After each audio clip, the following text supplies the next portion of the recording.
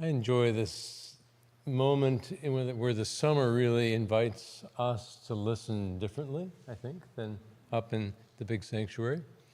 And where in that listening, some of us feel this freedom to share something from our lives. And so that's the invitation I felt this morning. A sower reached deep in his bag and broadcast generous handfuls of seed, and some hit the path.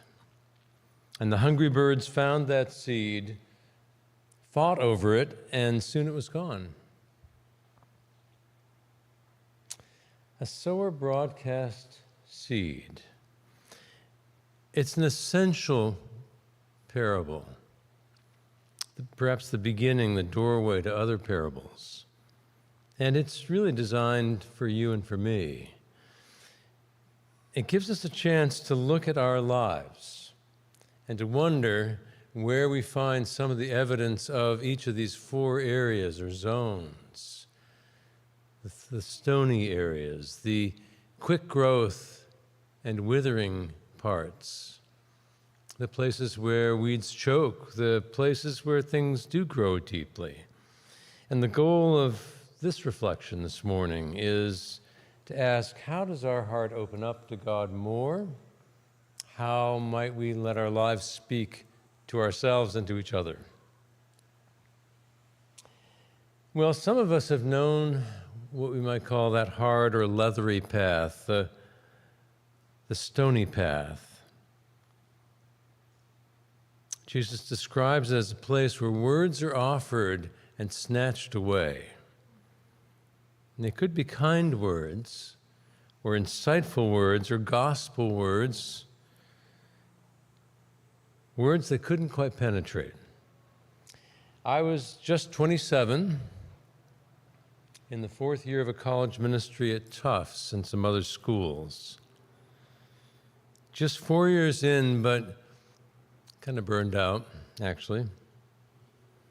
Maybe not so much tired, but psychically exhausted. You see, one of the student groups, in fact, it was Tufts, had decided to go independent of me. Challenging, oh my goodness. So it was a spring of feeling of a lot of things, and maybe not feeling very much, actually. I think that was the net result. Feeling withdrawn, feeling like that little guy in the Monopoly game with his pockets turned out like this, you know. It was a kind of a wasteland of the soul, actually, if you want to know the truth. And without a lot of prospect of what to do about it, I decided to just do something. So I went to a summer school in a beautiful Canadian city, Vancouver, and took several 3-week classes and breathed the freedom of another space. So what purpose do the wastelands of our lives offer? If they serve any spiritual significance at all, what can they give us? After that difficult summer, or that summer that pointed me in new directions, I read an article by a man named Peter Craigie. He described the book of Ecclesiastes as having a special kind of gift. And he called Ecclesiastes a roadmap to a desert wasteland of the soul. Now, you probably haven't sat down and read Ecclesiastes from cover to cover, if you have. But I think if you've touched the book at all, you know the word vanity is the big word in Ecclesiastes. Vanity, vanity, all is vanity. And you get the sense of a world-weary writer. There are a few small bits of wisdom, but basically he's saying life has not met me the way I hoped it would, and I feel restless and empty. He was broken, he was depressed, and Peter Craigie's perspective is that this is the gift of the book, his depression, if you will, or his wasteland experience. He said, Ecclesiastes really takes us to the bottoming out of our souls. And when everything else has been stripped away, there remains a residue, a possibility of a very simple affirmation. Even when you can't affirm anything else at all, you can affirm one thing, that God is God. And when you say that, you're actually saying, it's actually the beginning of prayer. God is God. When you say it that simply, you're really saying, I belong to God, or I am God's creature. Or I should say that possibility exists. And if that's all that this book about Wasteland does for you, it might be enough, as it was for me. It gives us permission to reach the place where we cannot understand, and yet, in spite of that, we can still believe. We may not understand, but we can still believe. And in believing something, we also start to feel. So let me just sort of summarize that one more time, because it's so simple, it can just fly right by you. Excuse me, microphone.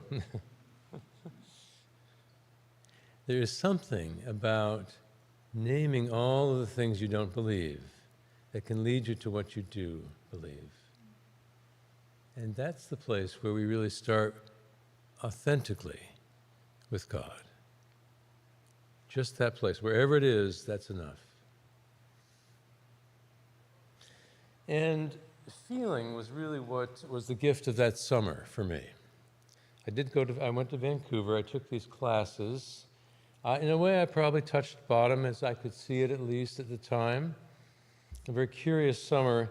And it was a summer where I experienced three feelings that were important to my recovering of faith.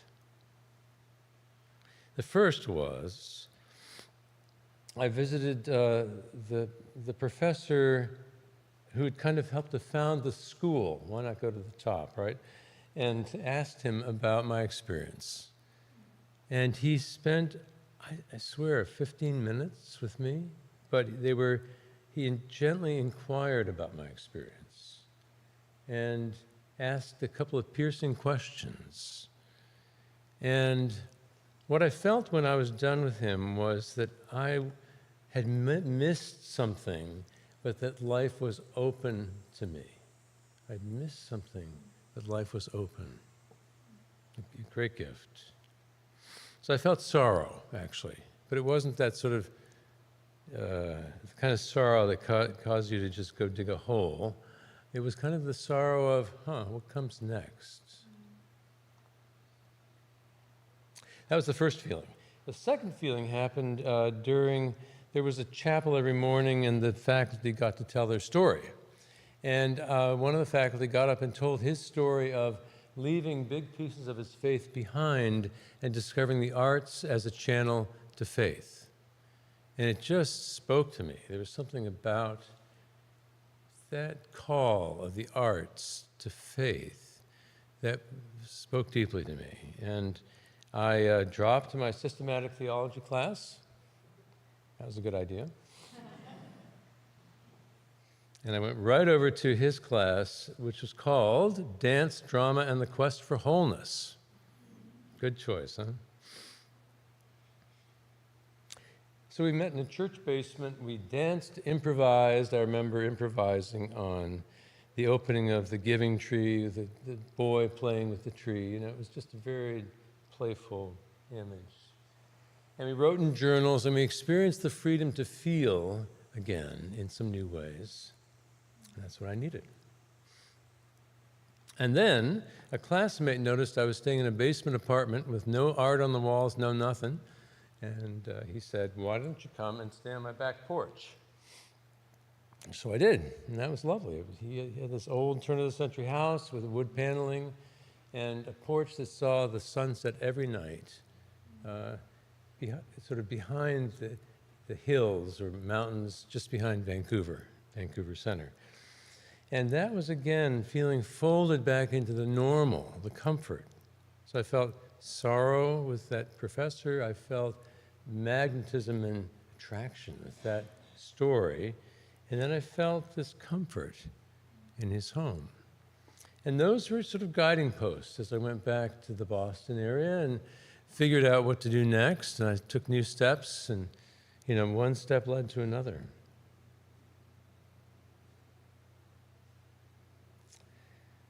So, first soil, you are so hard that if we walked barefoot on you, we might feel every pebble, even the seeds themselves, as a rough challenge.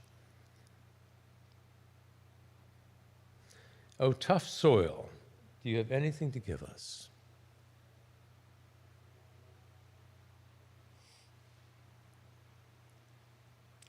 Now, the second soil seems very different in Jesus' story.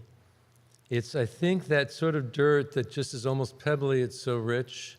In the sun, it's just soft, the softest dirt you can imagine, on top of bedrock, is the way Jesus describes it.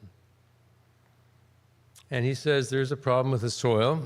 The soil causes growth to happen quickly, and then there's no sustaining moisture to keep anything growing except crabgrass. Okay. The thing I'm weeding right now in my garden, crabgrass. And I was thinking about that as I was thinking about these soils and thinking, there's a connection actually between the first soil and the second soil. At least there was for me. And let me just fast forward 20 years. A lot of life to cover here. I was, at that point, a husband, a father of three, the pastor of a boisterous church just outside of Lowell. And I was at a training camp in Chicago for community organizers, no less. And our closing circle included a place for resolutions. And mine was to stop dancing with the fancy elephant that was in the room. And what was that elephant, you ask? For years, my younger brother had been the consuming focus of my parents. That elephant, his illness of anxiety and depression, needed to be named as such and not kept as a family secret.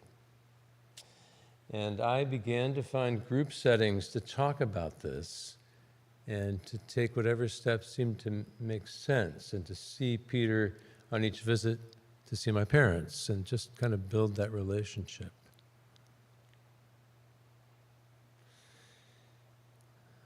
Second soil, I have so many questions for you. There seemed, looking back, as though there were many possibilities, and yet I put one foot in front of another.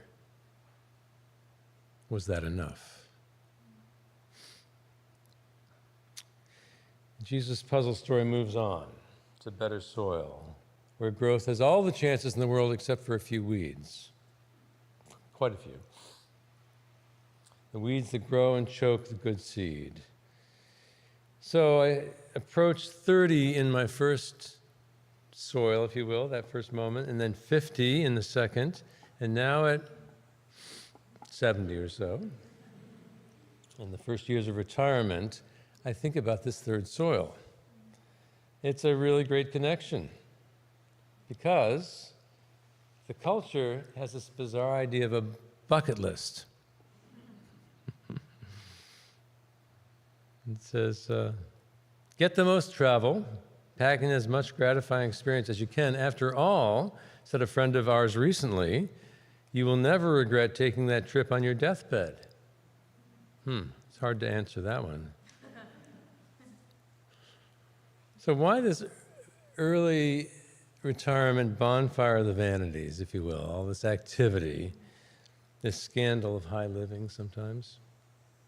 I think there are a couple of reasons. One is that retirement introduces this bright but terrifying thought that whatever gave your life purpose before is gone, and now you have to define your life some other way, and that's a big wiggle in the engine of life, and, it could drive you a little nuts. Not me, of course, but good friends of mine. But there's another thing, too, which is I think about an M.C. Escher print, or something like that, which starts on the one side with a flock of lovely birds, And by the time it's gotten to the other side of the page, the wings have developed hooks, and the heads have developed horns, and the beaks have pointed teeth, and those wonderful birds have become goblins over here.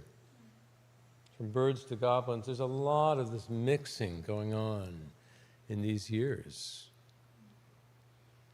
Life is interspersed with losing and death. Our son-in-law and our daughter-in-law have both experienced the untimely death of their father. And this March, in this space, we memorialized a dear friend of 40 years who died too soon. And the list goes on. The goblins of life showing their hooks and pointed teeth far more often than we would like. And this is all part of this moment. And it creates these temptations, these invitations to do and do and do.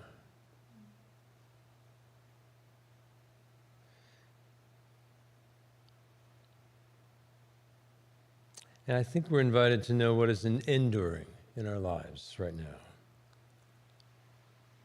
Oh, third soil, are we ready for your lushness, your endless possibilities, your deep distraction? Third soil, you can help us ask why we are here, but only in our quiet moments, and you don't give us very many of those, do you?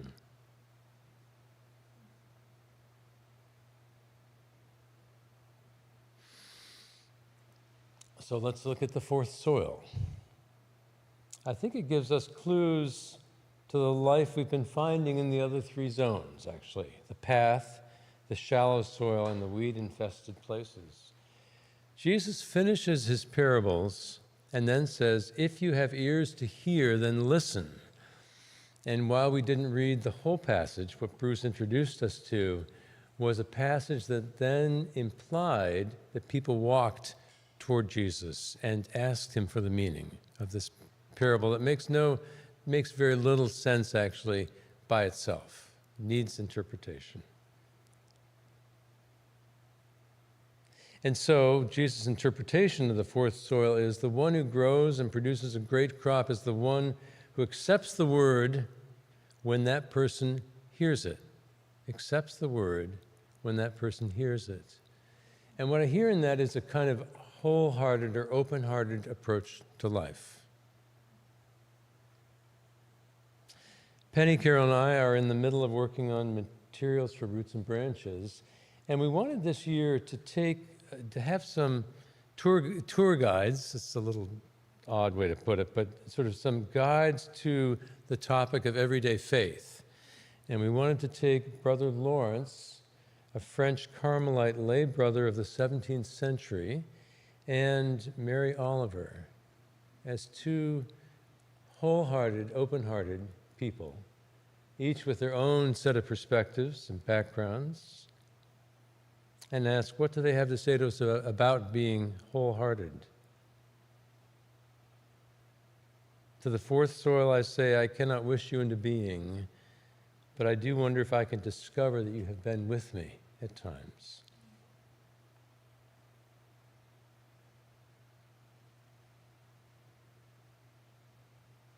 So it's interesting, in the past 20 years, I've experienced all kinds of things that have been a new kind of welcome for me, actually.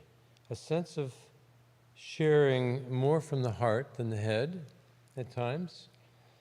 A mindfulness group that helps me each week. A place where I feel grounded, this community, it's a beautiful gift. Working on a rare balance of receiving and giving. And trying to listen again to all the parts of life that have shown up for me and welcome them once more. You know, what keeps us from being wholehearted people? In large measure, I think it can be our relationship with fear. I look back on the stony places in my life, and I was the unconscious inheritor of a world of feeling and especially non-feeling. This is what you get from a Victorian Yankee kind of family stock. That's what you get, right? Fear of the big feelings in life. And 20 years later, I was facing my feelings about that elephant, the family fears about mental illness. And now retirement, a host of big fears and 1,000 distractions from them. But let's sort of round this out as a full sermon. Where are you today? Have your fears created a cement bunker? A do not trespass zone because of others' feelings? A funhouse distraction zone? God has a word for you, perhaps always has had a word for you, but perhaps today has a word for you. Now, a word of confidence, challenge, and growth. A word of liberation for you or for someone else. A word of comfort and peace for a neighbor or friend. There's a way in which I think Jesus says you really can't sidestep that word, although you may want to, as I have. But if you come toward it with courage, grace, and peace, you will be a wonderful messenger yourself. You can bring that message in a way no one else can. You can live it. Your body and spirit, your bearing, can carry the peace of Christ to others. So I got up this morning and took the dog for a walk, and this little quote was playing around in my mind that I couldn't quite place. And it happens a lot these days. The quote is, "For all that has been, thank you. For all that shall be, yes." Now, do any of you know who said that? The man is Dag Hammarskjöld. He was the UN General Secretary in the late 50s, and his book Markings is full of that sort of big, wholehearted expression of faith. Thank you and yes. Thank you and yes. Thank you, yes. So I want to leave that with you, the simplicity of his word, his suggestion, but really his prayer. And to invite us to thank God for what we've been given, and especially to say yes to what is coming.